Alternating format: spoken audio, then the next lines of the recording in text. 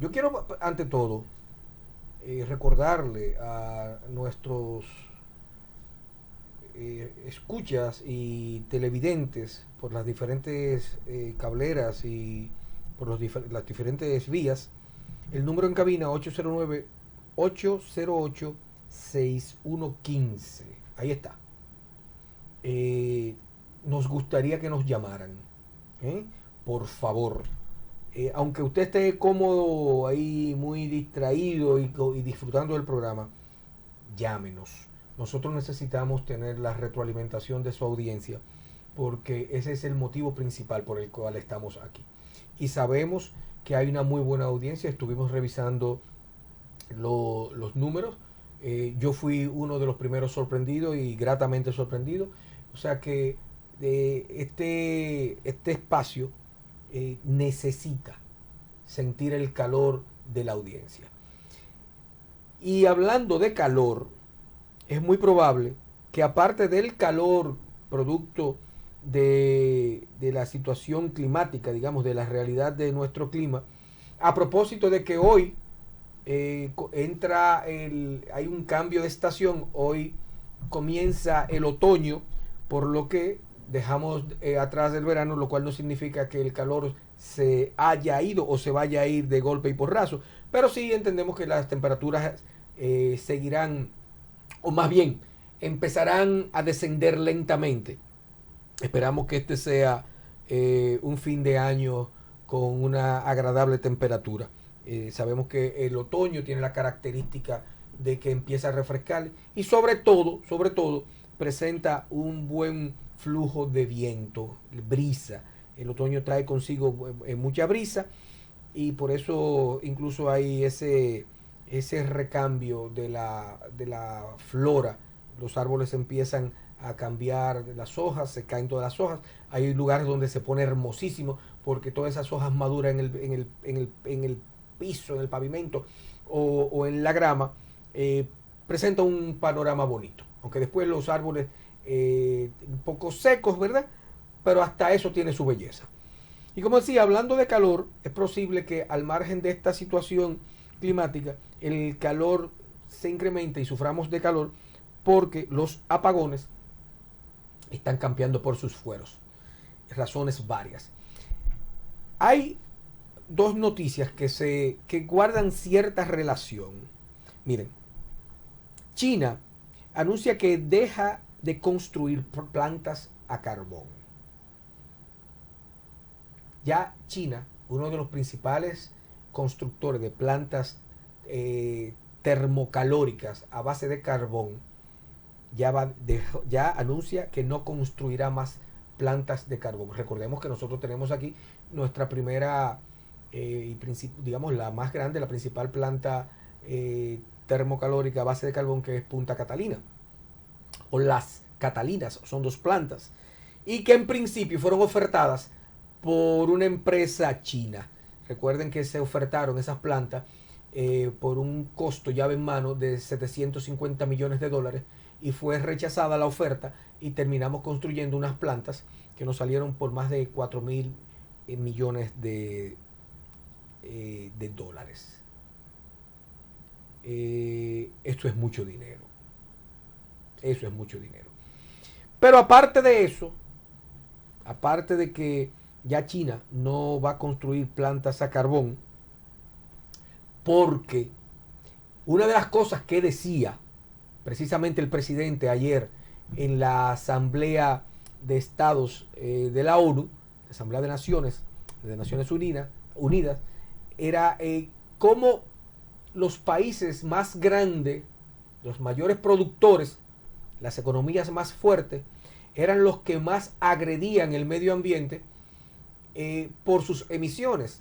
Y que la República Dominicana, a pesar de que era uno de los países del mundo que menos impactaba en función del calentamiento global, producto de sus emisiones, sin embargo, es uno de los más afectados por este cambio climático. Esta determinación del gobierno chino, que bien, enhorabuena, porque el tamaño, no solamente territorial, sino de la economía china, impacta a todo el mundo, independientemente de lo cerca o lejos que nos encontremos. La cantidad de plantas a carbón que hay en China es extraordinaria, y en la medida que no solo que dejen de construir, sino que empiecen a sacar del sistema, tendremos un menor impacto a la capa de ozono y a la contribución en desmedro del medio ambiente y favorecedor del calentamiento global. O sea, menos plantas a carbón, menos impacto al medio ambiente, menos calentamiento global, que necesitamos todos. Pero en República Dominicana, este tema del carbón no se queda en China, porque dice una publicación, podrían volver los apagones y subir la factura. Lo de subir la factura ya lo anunciamos, lo dijimos aquí, en función de declaraciones de miembros del Consejo Económico y Social, de representantes del sector social, que en negociaciones y en conversaciones con el ministro de Energía y Minas, quedaron, vamos a decir que sorprendidos de manera no grata, cuando después de estas conversaciones se enteraron de que al margen de lo que se había convenido, la factura eléctrica se había triplicado. Pero aparte de eso, aparte del tema de la factura eléctrica, que ya lo venimos tratando hace tiempo, también hay otra situación, y es que el incremento de los apagones, por lo que seguiremos pasando calor en las noches, todo el que no tenga un inversor o una planta, se debe en cierta medida a la falta de combustible, en este caso carbón, de ese que dice China que ya no va a construir más plantas, que es el combustible con el que se genera energía en las plantas de Punta Catalina. Yo diría, hermano, que eso se venía a ver. Se venía a venir. Sí, se venía a ver lo de Punta Catalina, tú lo sabes. Mira, yo todo el tiempo he dicho, yo creo que en Punta Catalina se ha gastado el dinero con que resolver la energía eléctrica en este país. El problema de la energía se ha gastado. ¿Tú sabes el dineral que se ha gastado ahí? Se ha gastado mucho dinero. Y todavía no se ha dado pie con bola. Yo decía que cuando se licitaron las Catalinas, esas plantas, una empresa, todos lo recordarán, esto no es una noticia nueva, es simplemente un recordatorio, una empresa china ofertó la misma planta por $750 millones. Si nosotros comparamos la inversión que tenemos al día de hoy en las mismas plantas por las empresas que realizaron la construcción entre Odebrecht y la contraparte dominicana, Odebrecht Tecnimont brasileña, y la contraparte dominicana Ingeniería Estrella, si lo dividimos y ese dinero se hubiese invertido, no sería en el mejor de los casos, porque lo ideal habría sido que ese dinero se hubiese gastado en energías renovables, o en paneles solares o energía eólica. Pero digamos, lo que se podía en ese momento era hacer plantas a carbón. Con ese dinero que hemos invertido en Punta Catalina, de haberla hecho una empresa china, habríamos hecho 4 plantas. ¡Wow! 4 plantas, y probablemente hoy el tema de los apagones, no estuviéramos leyendo este titular de que podrían incrementarse los apagones, a pesar, y hay que ser justo, de que lo que plantea este titular no es por un tema de falta de capacidad de generación, sino por falta de combustible, en este caso carbón mineral, como dije anteriormente, el combustible que mueve las Catalinas. A Punta Catalina. Entonces, y no solamente ahí se da la importancia. El carbón que se eligió como combustible en ese momento por su economía, hoy día ha incrementado sus precios de manera exorbitante. Pero mira, ahí da la importancia del director. Si en esa época, en compra y contrataciones, había habido un director como el que tenemos ahora, eso no había pasado. O sea, esperamos que no. No sabemos. Eso te lo digo, porque es que en este país, o sea, ya es que ya este pueblo está cansado. Acuérdate de algo. Tú no haces nada con tener el mejor de los directores de compras y contrataciones si tú no tienes un gobierno que se someta. Exactamente. Esa es una gran verdad. Porque si tú haces el ejercicio de qué habría pasado si en el gobierno de Danilo Medina, sí, el director de compras y contrataciones hubiese sido Carlos Pimentel, pero lo más probable que habría pasado es que habría renunciado. ¿Tú crees? Estoy seguro. ¿Le renuncia? Completamente. Porque con el desastre que había aquí. No, porque no lo iban a dejar ejercer su función como manda la ley. O sea que en ese sentido había poco que hacer. Si el gobierno tiene, el Ejecutivo tiene la última palabra en todo. Incluso, en nuestro país, incluso como injerencia en el primer poder del Estado, que es el Congreso, entiéndase Senado y Cámara de Diputados. No es un secreto para nadie que aquí las cámaras hacen lo que dice el Ejecutivo, sobre todo cuando tiene una mayoría parlamentaria.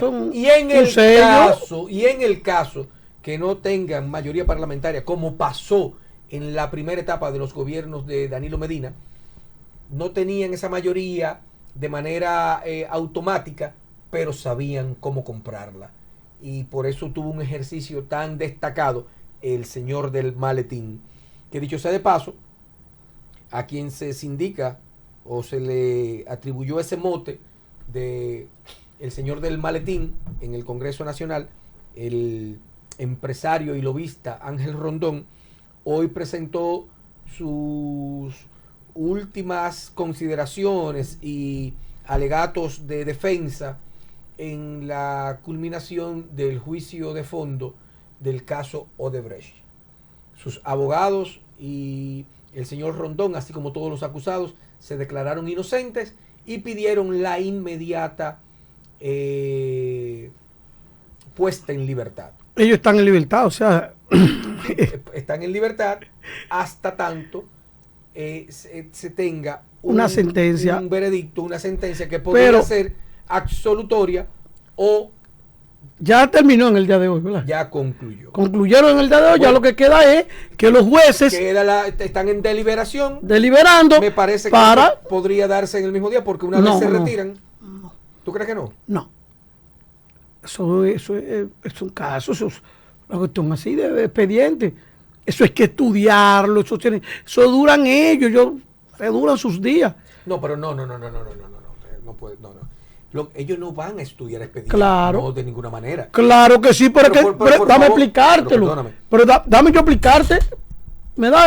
Dele para allá. Mira, después de la réplica, contrarréplica, Ministerio Público, abogado, hay que evaluar los elementos de prueba que depositó la fiscalía pidiendo la condena que está pidiendo. Hay que evaluar. Es muy diferente a revisar el expediente. Escúchame. Hay que evaluar las defensas de cada uno de los imputados. ¿Cuál fue el objetivo? ¿Cuál fue la defensa? ¿En qué se basan ellos para decir que su imputado no tiene ningún tipo de vinculación, ni ha cometido ningún ilícito penal? Entonces, los jueces, el juez, el mismo día, no del fallo. Se reserva el fallo para el día tal. Pero entonces ellos se sientan, los tres jueces, a hacer sus valoraciones, porque tienen que estar en consonancia los tres jueces. Estoy de acuerdo contigo en esa parte. A lo que me refiero es que no me parece que sea de retirarse a revisar los expedientes. No, uno dice a revisar, pero no es lo que quiero decir. Los expedientes fueron revisados. Lo que pasa es que lo que van es a valorar proceso, a valorar la prueba. Bueno, lo que se va a valorar son las pruebas. Bueno, las que presentaron el Ministerio Público. El Ministerio Público y la Defensa a partir es el expediente. El expediente es lo que se deposita.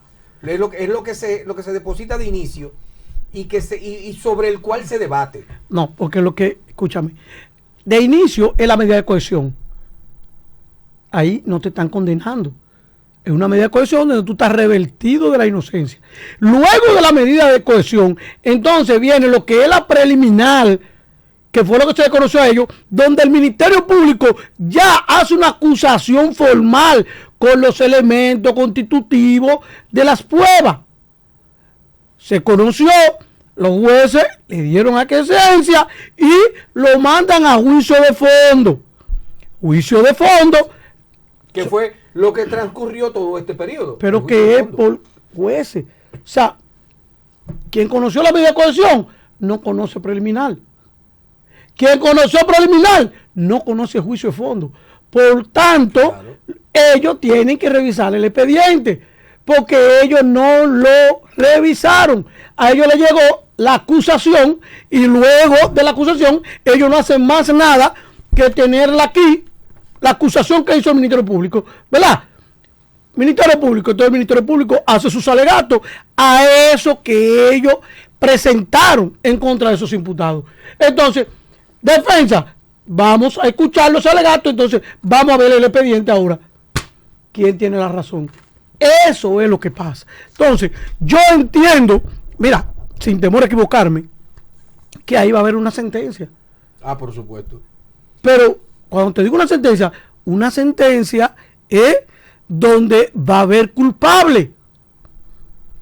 Porque te voy a decir algo. Desde la preliminar se van sacando actores si no tienen nada que ver con el proceso. Por eso la preliminar viene siendo un filtro.